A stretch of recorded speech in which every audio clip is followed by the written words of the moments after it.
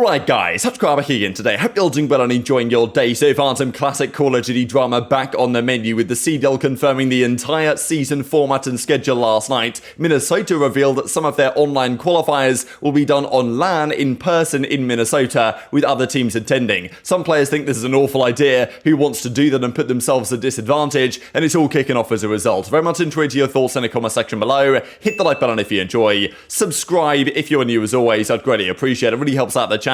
Thank you very much indeed for doing that one. Plenty to discuss today. Firstly then, if you guys missed it, this is the entire season schedule format. These are the 5 majors, where they are, when they are. We don't know necessarily the venues quite yet, but yeah, we're very certain as to which teams are actually going to be hosting particular majors. Champs uncertain, probably in LA. It would be nice if it was in London, but I'm not going to hold out too much further hope. Quickly just to note here, because YouTube Gaming replied to this one, just because we still don't know really or have any idea what the plan is going to be for where YouTube, YouTube or Twitch, where it's going to be broadcasted next year. Is there going to be a YouTube deal? Is it going to be on Twitch? We don't really still know at this point. So I guess we'll have to stay tuned for potential updates. There may be ones coming soon, just because I think there's a community update coming later today. We'll see in a second. But OpTic's one, for example, March 9th through to the 12th. That's going to be Major 3 already. Like, I mean, yeah, March last year was, what, Major 2 before? So it's great to see their, early snack in the season at least. You know, December 2nd is the first match of the season. That is far earlier than we've really ever seen in Call of Duty.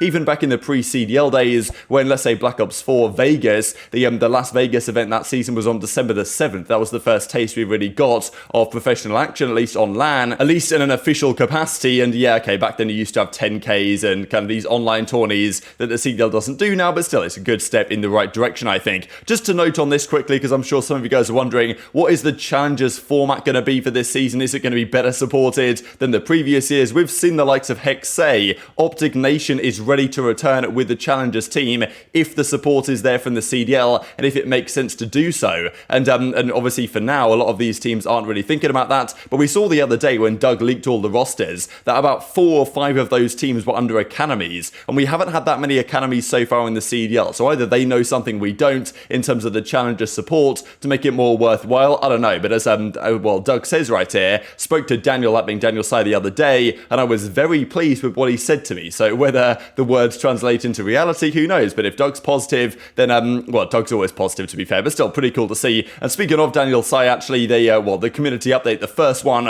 of the new season comes out today, talking at season format, Major 1 details, Challengers events and more, right? So I think this is where we might get the Challengers updates. Whether we get anything in terms of what platform it's going to be on, or potentially in terms of casting talent, which is definitely a key point to note as well here in a second. But also I thought it was kind of cool to see Daniel kind of replying and interacting with the pros, because often I think it can seem the pros are one community, the fans are another community, the actual CDL guys are in a totally separate realm that don't really discuss too much with the players. It kind of seems that way at times, that they kind of operate under separate assumptions. But of course Toronto's going to be Major 5 next year, and Octane, I forget exactly what the drama was with Octane at that airport, but as he says here, I got beef with that airport. And even Daniel says, I had this locked in the back of my mind until he reminded me we should actually start scheduling events based on airport quality, he says. But pretty cool to see. I don't know, I thought this interaction was kind of a nice one between the kind of, the general manager of the CDL and the players themselves, keeping up with that kind of mindset. Now, this is really exciting to me, and that's the potential of Puckett making a return. He quote tweets this last night, the full schedule with, here we go, baby, Puckett is back, he even puts in his name. So obviously Puckett, if you guys have not been around the scene so long, legendary caster all the way back in their day in Call of Duty, and even earlier than that elsewhere, then went over to the Overwatch League for quite some time, and we were kind of wondering, would he make the return? And of course last season, the season before, we had there's been Lottie as the host of the desk, then Veli came on, did a great job, then all the drama happened with Veli at the end of last season, he stepped away, and now I guess we need a new host. Now Puckett I think can cast, he can cast very well, has an incredible voice for it, but in terms of pure game understanding and stuff, I feel like other casters are better positioned. Puckett to me is the perfect guy to step in as the desk host next season for the CDL. I was honestly thinking they would have reached out to him last year for the World Championship. Last year Lando kind of did that role, I think, and Lando I also think is fantastic in that desk host role, so I wonder exactly what they'll do here. But yeah, just the idea of Puckett quote tweeting this and saying he's back does make me pretty excited that Puckett could be the host for this season's CDL, which would be really cool. Right? I think no one's going to be frustrated with that one. And at this point, just bring Mr. X back, get Maven, Mr. X, all the boys back in business from a few years ago. I think honestly, Call of Duty, we might might not be blessed with the best game and the best kind of esports support from the developers, but we do have an awful lot of great talent around the league. Like, to me, in terms of talent within esports, CSGO has always been the absolute cream of the crop, the S tier, but after that, I don't follow that many esports, but like, comparing the Valorant talent to Call of Duty, it's night and day. COD has so much better talent, in my opinion, than the Valorant scene, even though that's a much bigger esport. So I think we're kind of blessed in that aspect and have been for many years, and if Puckett returns, that's a massive W as far as I'm concerned, and even Doug reckons that all this announcement is a big W, improvements consistently being made, which I think is true. Every year the CDL seems to get better. Yes, sometimes it's 2 steps forward, 1 step back or whatever, like some things aren't always perfect, but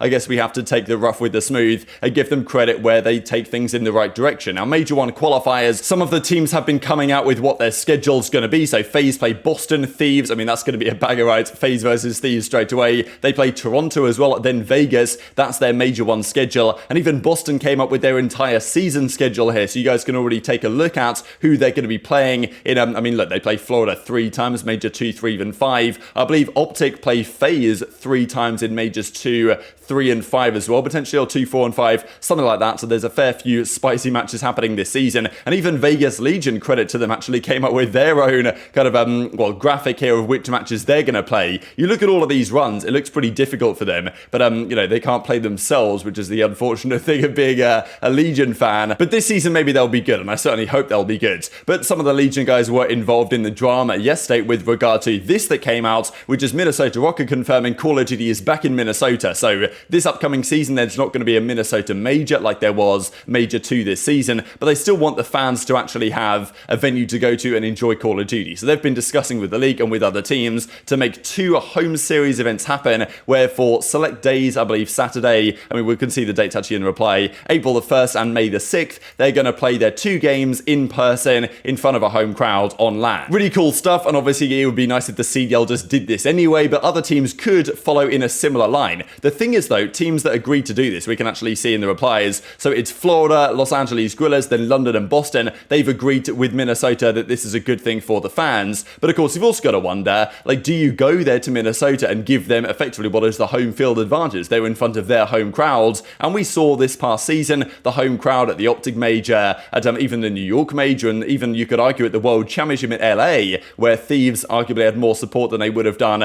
at a kind of, let's say, a neutral venue. Like, it gives some degree of advantage to that team. So if you're trying to absolutely uphold the most competitive integrity, would you actually want to do this? But at the same time, as Slasher says, well, why would I want to play online? I mean, Slasher, I'm sure, is of the mindset of like, look, I'm very much happy to, even if I have to play against their crowds, like, I'd much prefer to be playing on LAN in a most fair environment than play at any potential ping situation. So that's kind of Slasher's POV. But Theory, of course, the Vegas Legion head coach, he was giving his opinion, and that opinion was echoed here by TJHaLy. Rokkr get home field advantage cheese for 4 matches. That is crazy, right? So kind of saying, wow, like, Rokkr, this is unfair. They've set up themselves to get home field advantage for some of their qualifiers, like, and that's 10 points potentially on the board for CDL points. Like, that's a pretty big deal. And certainly I get TJ's perspective here, but at the same time, it's like, well, any team can do this. If Vegas Legion wanted to set up their own stuff like this, they could. They just won't do it, right? And other organizations, it'd be nice to see it as well. And even as Clay says, tell me how it makes sense. He's like, it doesn't make any sense for these teams to go ahead and do this because it's just giving Minnesota Rokkr an unfair competitive advantage. That's the idea. And even as TJ says, I think Attacher's, pissed off. Little does he know, I don't care about his little homestand, right? So yeah, this is kind of a pretty spicy tweet here from TJ. Of course, Vegas aren't flying out anywhere. Either they didn't agree or it didn't work out with the timings, because I guess Minnesota were trying to do this for more matches potentially and maybe do 1 per major cycle, 1 per stage, but they could only get certain teams to agree to it. So yeah, I don't know, pretty interesting stuff, I thought. And then Attach even comes back. Playing on an even playing field on LAN in front of a crowd makes no sense at all. Maybe Vegas could host something one day, right? So he's kind of echoing the Slasher opinion, saying, well, okay, yeah, you've got a crowd there. It might be our home crowd, but it's still on an even playing field on LAN. Surely that's what these players want. These players have been screaming for years about going back to LAN play, and then they get offered to do so by a team, and they're like, actually, no, we prefer to play online. It's like, come on, we can't have it both ways here. And even as Attach says, maybe Vegas can host something one day, right? So straight up roasting them for trying, okay, they're trying to roast Minnesota for doing this, but at least Minnesota are trying to make something work here and trying to improve our league. Vegas just sit back and do nothing, right? So, I mean, yeah, I don't know. I thought this was kind of spicy, to be fair, from Attach to those guys. And even, of course, Clay comes back and says it's only my 3rd day out here. So, I don't know. I thought this whole exchange was pretty funny. And even Methods comes back in the reply franchise. Christ, they must be paying well to entice tweets like this. It's about the journey for me, says TJ on the Vegas side, because probably he's not getting the absolute bag from that franchise. And yeah, of course, we have a couple of further replies here. But yeah, which side of the fence do you fall on in this one? To me, I think it's just great that Minnesota are trying to do this. I get the perspective from some teams that think, you know what, do I want to go into their den and give them that advantage? But at the same time, LAN, like, surely, like, if Minnesota were going to pay for you to fly out there to play on LAN, like, surely that's all you want to do. I don't really understand it. And this is also something that Ben mentioned in his video talking about the whole Hex becoming the OpTic CEO yet again situation, is that OpTic actually have quite an advantage against other esports franchises like, you know, let's say FaZe or 100 Thieves, because OpTic have their own venue. This is the Esports Stadium in Arlington, where they've hosted a lot. They host their own majors there, of course. Major 3 will be there yet again. The Hitch Black Ops 2 throwback tournament was at this venue as well. And if OpTic wanted to, they could go ahead and do this, right? Exactly what Minnesota have been doing. I mean, what's to stop OpTic saying, you know what, let's just host all of our online qualifiers on LAN if we can get the teams to agree. And the teams, okay, maybe the teams don't want to agree for similar reasons we've just discussed here with Vegas, but look, OpTic could probably pay all those teams to fly out to the venue